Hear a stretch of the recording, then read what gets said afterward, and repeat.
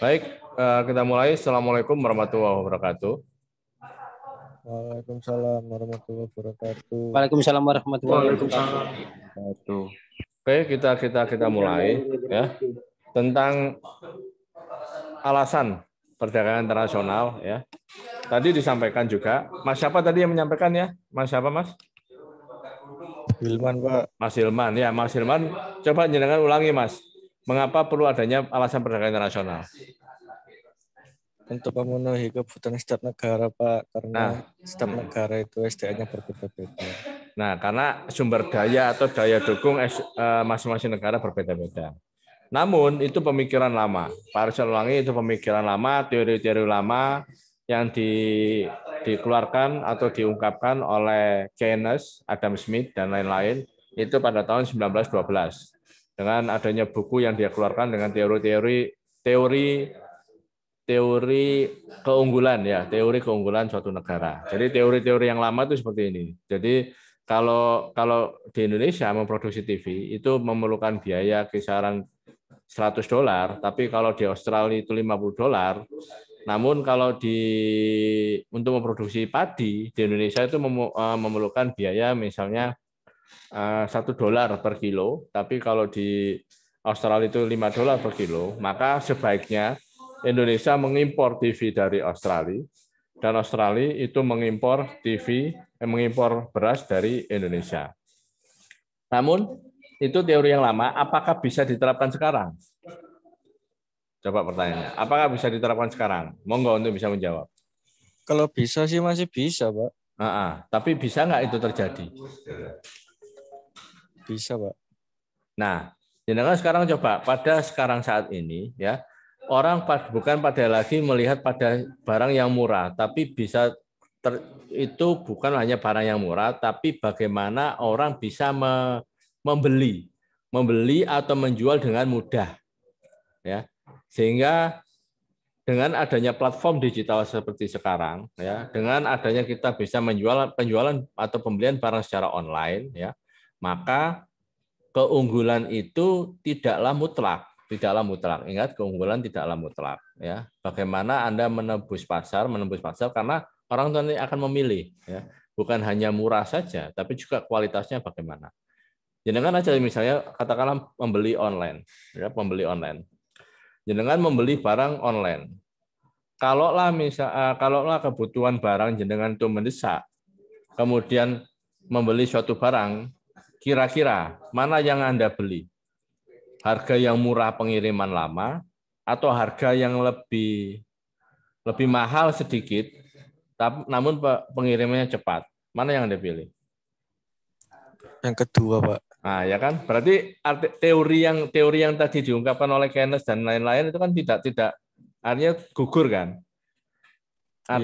Artinya perilaku konsumen sekarang itu berbeda, berubah dibandingkan pada waktu yang lalu, apalagi tahun 1912 sudah berapa ratus tahun itu ya. Udah 100 tahun lebih kan, 110 tahun, 109 tahun lebih kan begitu. Nah, itu ada berubah. Tidak waktu pada zaman seperti dulu kan begitu. Nah, ini yang berubahnya. Itu pun dari misalnya dari apa? Berarti keinginan konsumen itu bukan hanya barang yang murah tentunya kan. Ada kualitasnya juga. Pengirimannya itu kecepatan pengiriman, ya. Kemudian ada namanya fiturnya lagi. Sama-sama handphonenya saja, ya. Jenengan kan juga tidak memilih yang murah, betul tidak? Iya, Pak. Ya, kenapa? Kalau misalnya teori ini masih bisa digunakan, berarti kan orang tetap memilih handphone yang harga murah kan? Betul nggak? Iya, Pak. Iya. Nah, tapi kenyataannya kan tidak, kan begitu. Malah justru sekarang handphone yang mahal itu menjadi rebutan karena menawarkan fitur-fitur yang berbeda dibandingkan handphone yang lain. Nah, seperti itu kan? Nah, itu. Iya, Pak. Nah, kalau jenengan punya duit misalnya, mau milih mana? Mau milih Oppo atau milih iPhone? iPhone, Pak. Nah, ya itu. iPhone lebih mahal loh. Kenapa nggak milih Oppo saja murah? Fiturnya beda, Pak. Nah seperti itu. Oke? Nah, itu. Sehingga nanti jenengan bisa paham ini ya. nanti kaitannya juga dengan kekayaan intelektual nanti ya, seperti penjelasan Pak Aris kemarin di minggu kemarin. Oke, sampai sini bisa dipahami? Bisa, Pak. Bisa. Oke. Nah, yang berikutnya ya, ini juga untuk misalnya skala secara negara, bukan hanya soal kebutuhan, tapi juga soal bersifat politis. Contoh, bagaimana Pak contohnya? Indonesia membeli persenjataan atau peralatan pertahanan dan keamanan itu dari negara Cina misalnya atau Rusia misalnya. Kira-kira Amerika melakukan intervensi enggak jika hal ini terjadi? Intervensi itu apa, Pak? Betul. Intervensi itu ada campur tangannya supaya perdagangan senjata Indonesia Cina ini atau Indonesia Rusia ini tidak terjadi. Dia melakukan campur tangan tidak? Melakukan upaya tidak? Oh, iya, Pak. Iya. Kenapa kok melakukan upaya? Iya, bersaing, Pak. Nah, ya bersaing karena ada faktor politis kan. Iya, Pak. Nah, itu supaya bisa paham. Jadi semuanya nanti perdagangan internasional bukan hanya soal kebutuhan saja, bukan hanya need saja, bukan hanya barang yang murah saja, bukan hanya barang yang berkualitas saja, tapi ada faktor-faktor yang lainnya. Monggo itu nanti menjadi suatu kajian. Ya. Nah, oleh karena itu Pak Aris harapkan jenengan semua banyak-banyak membaca, jangan hanya baca WA, ya. Itu. Kalau jenengan muda masih banyak waktu luang, ya. Nah, terus nggak membaca, terus kapan jenengan waktu membacanya kan gitu. Oke? Sampai sini bisa dipahami? Bisa, Pak. Lanjut. Nah, pengertian, apa pengertiannya itu? Ya. Monggo jenengan bisa simpulkan sendiri pakai bahasanya sendiri. Monggo. Ayo, sudah ada di slide. Jangan baca yang ada di slide. Coba jenengan simpulkan dengan bahasa jenengan sendiri. Ayo. Silakan.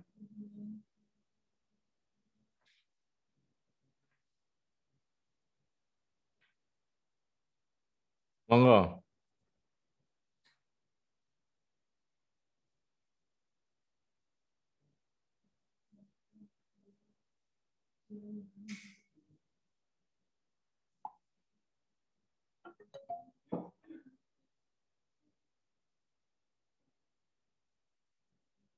Halo. Bentar, Pak. Mikir, Pak. Ayo, cepat sampaikan. Langsung sampaikan, ayo. Halo.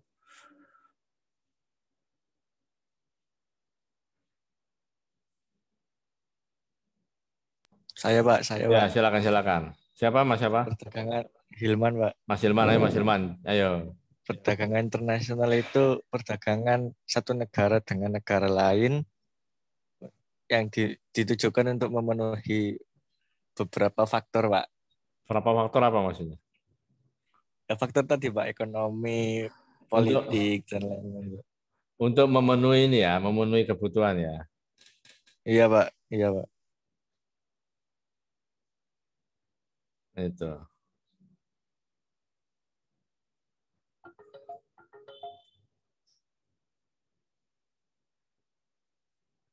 Jadi bahwa perdagangan internasional ya, kalau lebih sederhananya seperti ini, perdagangan internasional itu adalah arus ya, arus barang maupun jasa ya yang terjadi ya, atau perpindahan barang dan jasa ya dari produsen ke konsumen, itu aja lah. Perdagangan itu ya perpindahan barang dan jasa dari produsen ke konsumen atau dari negara produsen ke negara konsumen ya, atau dari produsen ke konsumen yang melewati yang berbeda antara negara satu dengan negara yang lain. Nah, itu definisi ya. Definisi kalau pakai bahasa sendiri dengan sederhana ya. Itu. Atau katakanlah atau lebih detailnya, misalnya katakanlah lebih detailnya adanya perpindahan barang atau jasa dari individu dengan pemerintah, dari pemerintah dengan individu, dari individu ke individu, dari pemerintah ke pemerintah. Dari kan terlalu jelimet pembahasannya. Oke, nggak apa-apa seperti itu ya. Jadi kesimpulannya ya bahwa perdagangan internasional itu adanya perpindahan barang dan jasa dari negara satu ke negara yang lain. Oke, clear sampai di sini? Bisa pahami secara sederhana? Bisa, Pak. Bisa. Ya.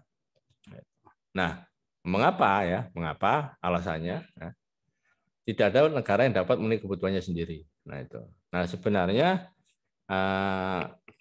beberapa negara kan memang tidak secara geografis itu tidak dapat memenuhi kebutuhan sendiri. Namun beberapa hal yang secara strategis semestinya kita juga bisa untuk bisa memenuhi kebutuhan sendiri. Nah ini yang mindsetnya yang harus dibangun di sini. Ya. Mengapa Pak Aris sampaikan mindsetnya harus dibangun di sini? Ya, jenengan nanti adalah calon-calon pemimpin masa depan. Kalau jenengan berpikir bahwa hanya barang yang murah saja yang jenengan untuk beli untuk bisa memenuhi kebutuhan secara lokal, terus kemudian di daerah jenengan atau di negara jenengan pimpin itu mau produksi apa? Ya kita harus berpikir terbalik ya. Berpikir terbaliknya bagaimana? Ya seharusnya kita bisa memproduksi sendiri seoptimal mungkin. Jadi tidak hanya berpikir pada barang yang murah. Apa keunggulan kita? Nah itu. Oke. Nah, memang tidak ada negara yang dapat memenuhi kebutuhan sendiri. Tapi ya tidak ada negara yang bisa ya, yang tidak ada negara yang artinya yang tidak bisa untuk memproduksi sendiri. Nah, itu. Nah, contoh sejarah seperti ini.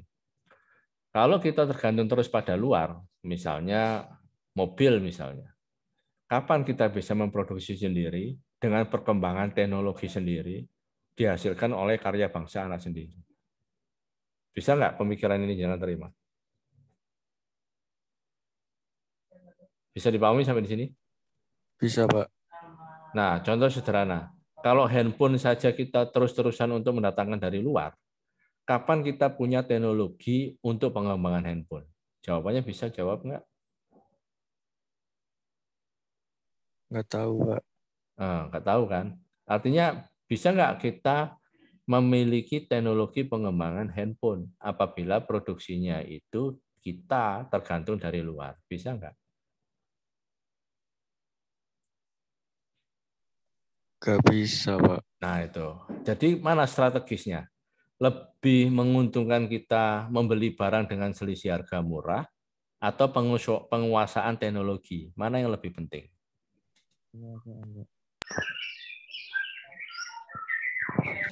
Mana yang lebih penting? Penguasaan, Pak. Penguasaan teknologi ya. Nah, di era sekarang itu bukan hanya memiliki. Yang penting bukan hanya memiliki, tapi menguasai. Contohnya bagaimana? Ya. Contohnya seperti ini. Ada yang berasal dari daerah luar Gresik. Di kelas ini ada yang berasal dari daerah luar Gresik. Halo, dari Gresik sini. Ya? Mana aslinya? Kalau aku aslinya Panceng, Pak. Panceng kan masih di Gresik toh. Maksudnya di Kabupaten Gresik loh. Ada yang di luar Kabupaten Gresik. Iya, ada Andrian. Apa dari mana? Surabaya, Pak. Surabaya. Terus, nah gini aja lah Surabaya. Ya, Surabaya itu tidak memiliki hasil pertanian, betul tidak? Betul, Pak. Betul. Tapi dia menguasai perdagangan pertanian. Mengapa Pak Aris bisa katakan itu? Karena banyak bos-bos atau tokoh-tokoh itu yang membeli hasil produksi pertanian di daerah-daerah, kemudian dia menguasai pangsa pasarnya, kemudian hasil itu dia distribusikan ke pasar. Kira-kira mana yang jauh lebih penting? Yang menghasilkan hasil produksinya atau yang menguasai pasarnya? Yang menguasai, Pak. Menguasai, Pak. Nah, itu pemikiran ya, yang insya Allah nanti bisa jenengan pahami ya. Berarti era sekarang itu tidak harus mutlak untuk memiliki, tapi yang paling mutlak itu menguasai. Paham ya? Paham, Pak. Nah, ini Pak Aris kasih pemikiran tegas-tegas ini. Karena di era sekarang ini perdagangannya seperti itu ya. Jenengan nggak perlu memiliki lahan ribuan hektar, tapi kalau jenengan bisa kuasai pangsa pasarnya untuk dia bisa menyalurkan barang-barang distribusinya. Kan begitu. Ya. Ini yang terjadi ironis sekarang seperti itu. Ya, memang dibuat sedemikian rupa sehingga jenengan untuk kuliah ini ya mudah-mudahan jenengan punya pemikiran yang strategis yang bisa memberikan kemanfaatan bagi umat. Kalau kita nggak bisa berpikir strategis demikian, wah habis kita. Ya kan? Kita banyak lahan tapi tidak produktif, ya kan? Jadi idle. Ya gitu. Kita punya banyak sumber daya tapi tidak bisa memanfaatkan. Sementara ya di era sekarang banyak yang tidak memiliki sumber daya tapi dia memiliki kemampuan yang bisa menghasilkan keuangan lebih dibandingkan dengan yang memiliki sumber daya. Nah, ini yang perlu dipahami di situ. Oke? Paham? Paham, Pak. Nah, ada tanyakan di bawah sampai di sini? Paham, Pak. Oke. Nah, jadi kalau Pak Aris nggak mau ada yang dengar atau memberikan alasan, Pak, saya tidak bisa untuk melakukan kegiatan bisnis dengan alasan saya tidak punya modal. Nah ini, ya, Pak Aris sudah sampaikan bahwa tidak harus memiliki modal, tapi bagaimana bisa menguasai modal. Nah, itu. Ya bagaimana caranya? Bisa dengan syirkah bagi hasil. Jangan punya banyak kenalan, banyak yang dana-dana yang menganggur yang bisa dimanfaatkan, nah itu kita bisa kelola. Makanya jenengan kuliah di prodi kewirausahaan ini harus punya kemampuan untuk bisa mengelola dan menguasai. Oke, paham? Paham, Pak. Sip, ngerti? Jadi ya berarti no excuse ya, langsung excuse ya. Ngerti ya? Oke? Iya, Pak. Iya, Pak. Ya. Loh. Contoh sederhana seperti ini. Apakah Pak Aris secara fisik memiliki kelas? Maksudnya, Pak? Apakah Pak Aris secara fisik memiliki kelas ruang kelas? Secara fisik memiliki tidak? Tidak, Pak.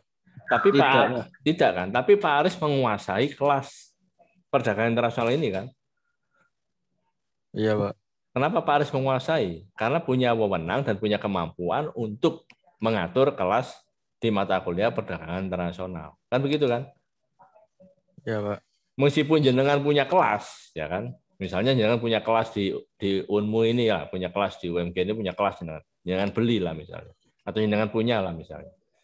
Bisa nggak jenengan lakukan seperti Pak Aris lakukan? Nggak bisa, Pak. Nah, kenapa nggak bisa? Nggak bisa, Karena Pak. tadi nggak punya wewenang, Pak, sama nggak punya ilmunya. Nah, seperti tadi. Nah, makanya jenengan tadi mindset-nya untuk kuliah entrepreneur tadi, untuk kuliah di kewirausahaan tadi, untuk kuliah di entrepreneurship tadi, harus punya kemampuan dan bagaimana memiliki kewenangan untuk bisa mengatur atau bisa memanfaatkan supaya nantinya hasilnya bisa untuk kemanfaatan atau kemaslahatan bagi umat. Nah, seperti itu. Oke?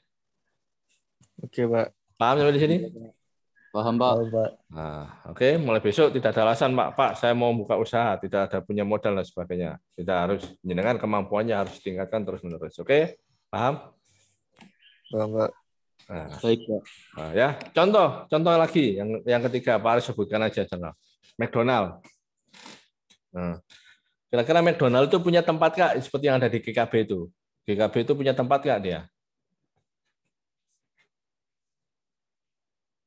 Tempat apa, Pak? Ya tempat secara real tempat itu punya milik dia atau tidak? Alfamart Tidak, Pak. tidak kan? Tidak. Tidak. Tempatnya Pak Ridho, ya kan? Putra dari Pak Kaji Bisri Ilyas kan begitu. Iya. Pak Ridho kerjasama dengan perusahaan McDonald untuk mendirikan restoran itu kan begitu. Iya, Pak. Jawabannya yang mengelola restoran itu manajemen McDonald Indonesia atau Pak Ridho? Ya yang dari sananya, Pak. Nah, gitu. itu ya seperti itu tadi. Oke, paham? Paham, Pak. Paham, Pak. Oke. Yang berikutnya mau dikasih penjelasan lagi. Jenengan tahu Alfamart, Indomaret. Mereka punya tempat itu atau mereka kerjasama dengan yang punya tempat? Kerjasama, Pak. Yang lola manajemennya siapa? Pihak Indomaret, Alfamart atau yang punya tempat? Ya pihak Indomaret Alfamartnya, Pak. Nah, sekarang lebih untung mana? Yang pihak Indomaret, Alfamart atau yang punya tempat? Ya yang pihak Indomaret Alfamartnya, Pak. Nah, sekarang jenengan mau jadi mana? Pihak yang Indomaret, Alfamart atau yang punya tempat? Yang pihak aja, Pak. Hah? Yang pihak, Pak. Yang Di mana? Alfamart Indomaret. Nah, oke. Punya tempat. Punya tempat. Kalau punya tempat nggak bisa apalah alasannya apa? Kalau punya tempat. Ayo, punya tempat nggak bisa mengoptimalkan, bagaimana jadinya?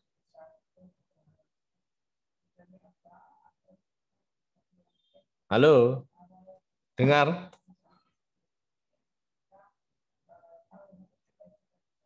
Ayo, siapa tadi?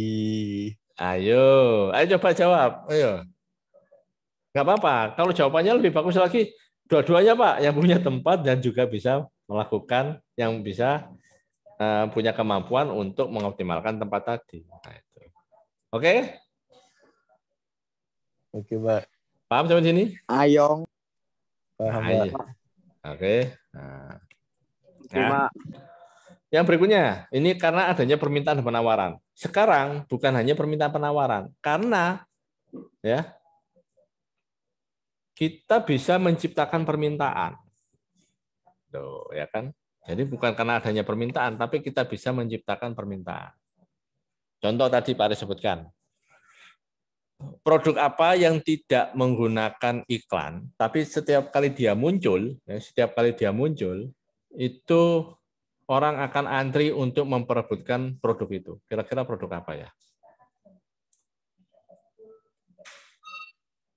Nggak ada iklannya, tapi kalau dia muncul produk baru, maka dia akan antri orang-orang itu. Kira-kira produk apa ya?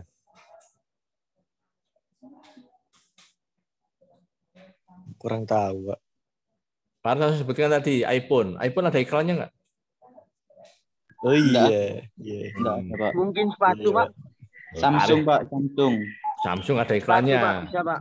Samsung ada. Sepatu limited edition, Pak. Bentar. Pak Aris langsung sebutkan satu-satu aja. iPhone, ini contoh aja iPhone. iPhone Ya, Pak. dari Apple, itu ada iklannya nggak? Enggak ada, Pak. Nggak ada. Cari di TV mana yang ada di Indonesia yang ada iklannya iPhone. Coba. Nggak ada, Pak. Loh, terus kok laku? Oppo, Pak. Oppo. Sebentar satu-satu kalau Oppo ada iklannya. Jangan ngawur, ini ya, ini direkam nanti di-share ke YouTube ya. Kalau mau bicara tolong ya. Nah, ini coba tadi tentang iPhone Apple tadi ya.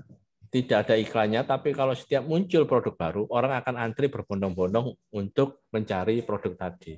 Kira-kira mengapa alasannya?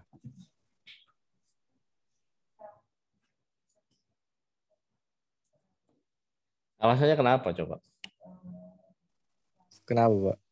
Ya, ada bisa ngasih alasan kenapa? iPhone itu merupakan produk yang meng-create permintaan. Jadi dia tidak perlu promosi, tapi dia meng-create, menciptakan permintaan dari konsumen. Setiap produk yang baru dia muncul, itu orang akan berbondong-bondong untuk mencari. Karena apa? Karena iPhone bisa memenuhi keinginan konsumen itu bukan hanya saat ini, tapi di masa yang akan datang.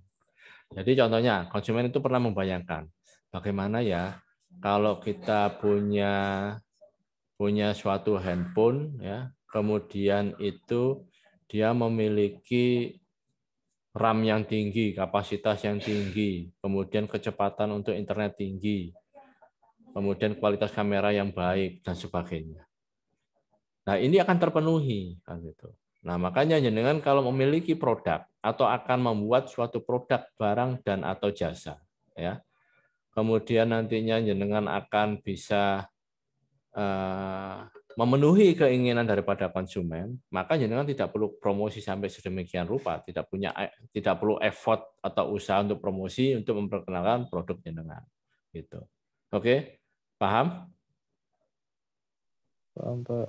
Ya. Nah, nanti kasih contoh yang lain, nanti tolong dipikir ya. Nah, ini yang lama ini ada Adam Smith, ada Keynes ya. Ya, ada keunggulan absolut ya. Tadi Pak Aris sudah sampaikan teori-teorinya ini. Ini teori tahun 1912.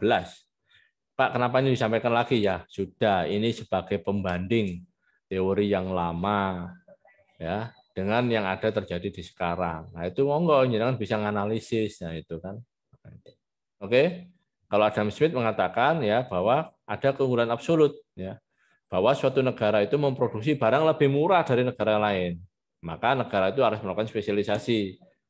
Nah, kalau pada teori yang lain itu namanya keunggulan komparatif, ya, adanya kemampuan suatu negara memproduksi suatu barang lebih efektif dan efisien jika dibandingkan negara lain. Nah, ini teori-teori ya pada tahun 1912 yang disampaikan oleh Adam Smith, Keynes dan sebagainya, ya. Namun di penjelasan sebelumnya sudah Pak Aris sampaikan ya bahwa teori-teori ini tidak mutlak bisa dijalankan pada saat ini, apalagi dengan adanya platform digital. Orang tidak hanya mencari barang yang murah, tapi juga adanya kemudahan itu di sana. Oke, paham sampai di sini? Paham, Pak. Oke, lanjut. Manfaatnya apa? Ya. Nah, ini adalah bisa jadi nanti bisa kita kritisi ya. Nah, dengan adanya tadi memperluas pasar, menambah keuntungan transfer teknologi. Nah, makanya yang penting di sini yang perlu digarisbawahi ya bahwa bagaimana kita menguasai teknologi tadi. Nah, bukan hanya memiliki tapi juga menguasai. Nah, memiliki belum tentu bisa menggunakan, tapi menguasai sudah tentu bisa menggunakan. Oke, paham? Paham yang di sini? Paham, Pak. Paham. Nah, pengertian sederhananya seperti ini, antara memiliki menguasai tadi sudah Pak Aris sudah sampaikan beberapa contoh. Di sini yang di rumah ada yang bisa yang punya mobil kan rata-rata, ya kan? Iya, Pak. Tapi tidak semuanya bisa untuk menggunakan mobil itu.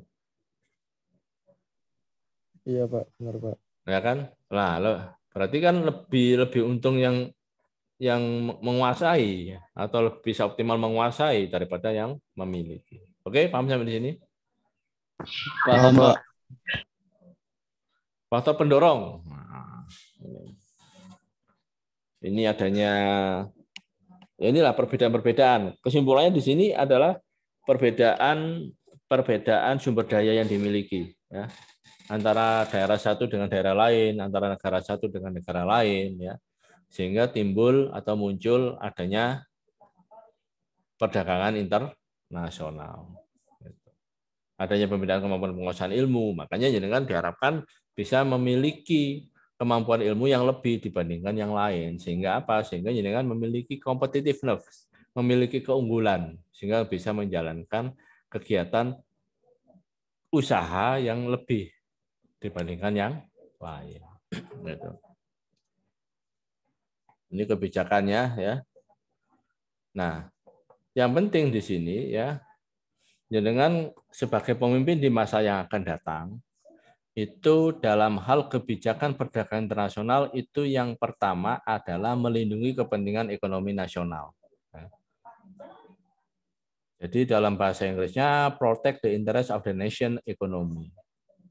Protect the interest of the national economy. Jadi bagaimana jenengan bisa ya melindungi kepentingan nasional maupun kepentingan dalam negeri ya.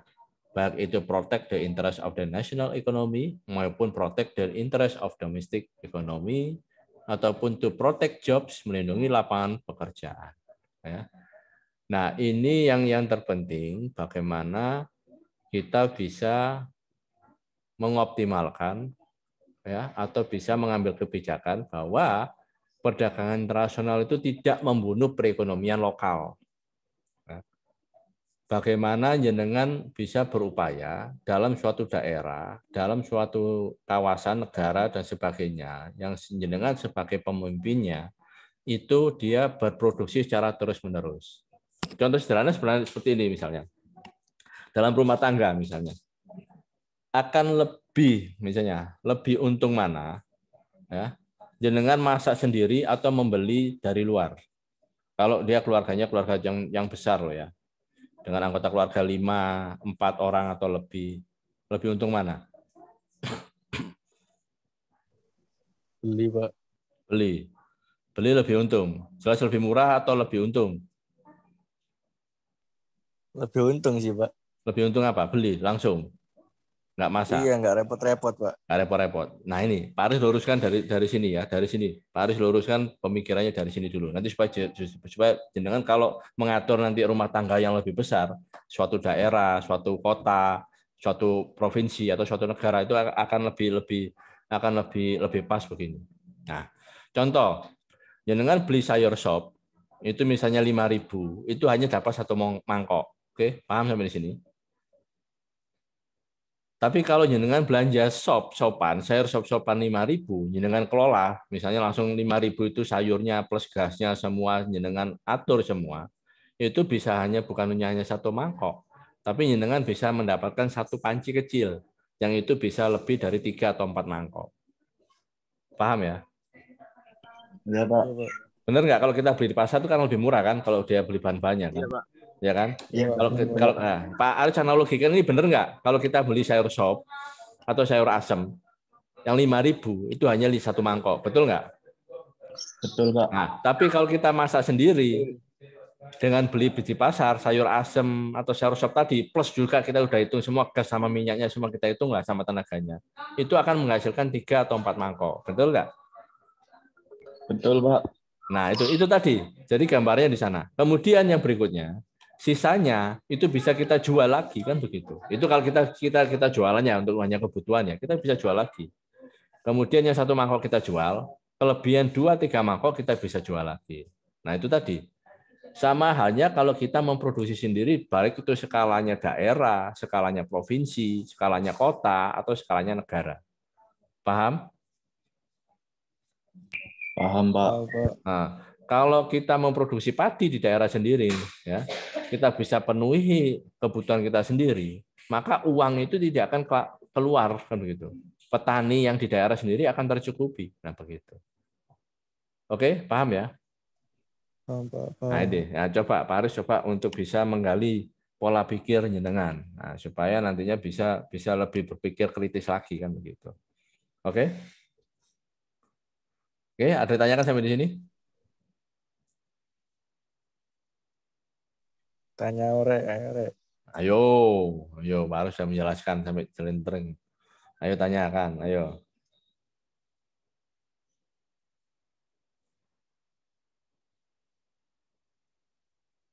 Oke.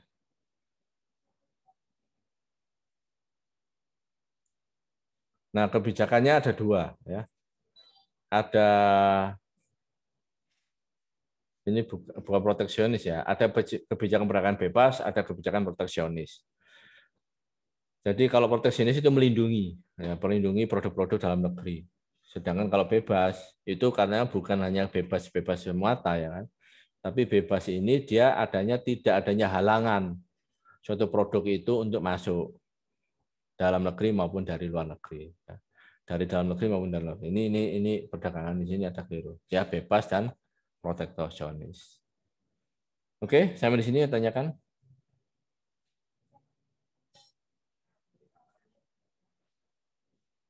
Ini Pak Aris.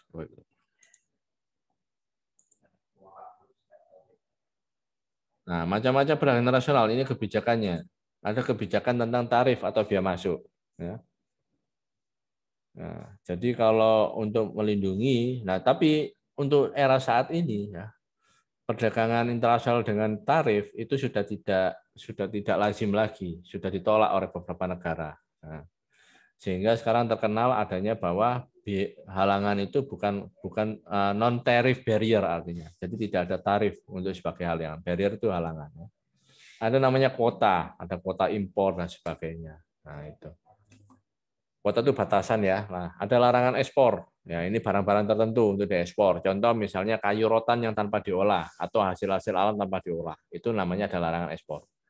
Ada larangan impor ya. Contoh larangan impor itu artinya misalnya mengimpor bahan-bahan buangan sampah itu nggak boleh atau mengimpor Kayak itu, Pak. Bulog. Nah, Ya, Bulog itu kuota, main kuota. Ya, Katanya pemerintah mau ngimpor 1 ton beras, Pak.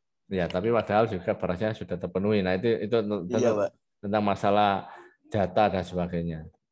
Ada yang namanya subsidi. Kita memberikan subsidi kepada barang-barang ekspor misalnya. Di Cina ini dilakukan. Ya. Mengapa? Makanya kita harus bisa jeli memandang. Jangan sampai kita dikuasai ekonominya oleh negara lain. Mengapa demikian? Pak Aris ingin memberikan pemaparan. Ya, barang-barang Cina itu sekarang banyak masuk di Indonesia. Kalau kita terlena hanya membeli barang-barang Cina saja, tanpa kita lupa untuk memproduksinya, kemudian kita tergantung pada Cina, apa jadinya? Kan begitu. Contoh yang Pak Aris sederhanakan seperti ini aja. Jenengan terlena untuk membeli masakan dari warung A misalnya. Jenengan beli aja di warung A, dikasih harga murah dan sebagainya. Jenengan lupa untuk masak sendiri, bahkan lupa untuk bisa membuat masakan sendiri kan gitu. Terus tiba-tiba warung A itu menaikkan harga. Yang harganya itu tidak lazim kan begitu. Kira-kira karena jenengan sudah lupa cara masak atau nggak bisa masak terlena untuk beli itu, kira-kira jenengan mau tidak mau, suka atau tidak suka membeli Kak di warung A tadi. Ya membeli, Pak. Nah, kan sudah akhirnya kan terjebak di sana kan. Iya, Pak. Pertama dikasih murah dan sebagainya, akhirnya terjebak lagi. Mau nggak mau harus membeli. Jadi jenengan tidak punya daya upaya, tidak punya competitiveness, nggak punya kemampuan untuk memproduksi sendiri. Nah, itu Pak Aris contohkan secara sederhana saja tadi tentang warung, apalagi di suatu skup suatu negara yang lebih luas kan begitu. Oke? Paham? Paham, Pak. Paham? Masih beli barang impor? Paham, Pak. Masih, Pak. Nah, politik dumping ini politik adalah menjual barang di luar negeri lebih murah dibandingkan dalam negeri. Nah, ini dilakukan oleh beberapa negara. Namun ini juga ditolak karena disebut dengan unfair trade kan gitu. Nah, itu yang poin-poinnya di sana. Oke. Ada premi bonus ya. Ini pemberian bonus atau uang untuk disediakan pemerintah untuk produsen yang berhasil menjual barangnya ke luar negeri. Ya, ada politik dagang bebas. Ini kenapa politik dagang bebas ini bisa kita laksanakan dengan apa? Dengan syarat mutu kita bisa competitiveness, bisa unggul, harga bisa relatif lebih murah. Itu. Oke, itu yang poin-poin yang Pak Aris sampaikan. Sampai di sini ada yang ditanyakan? Monggo.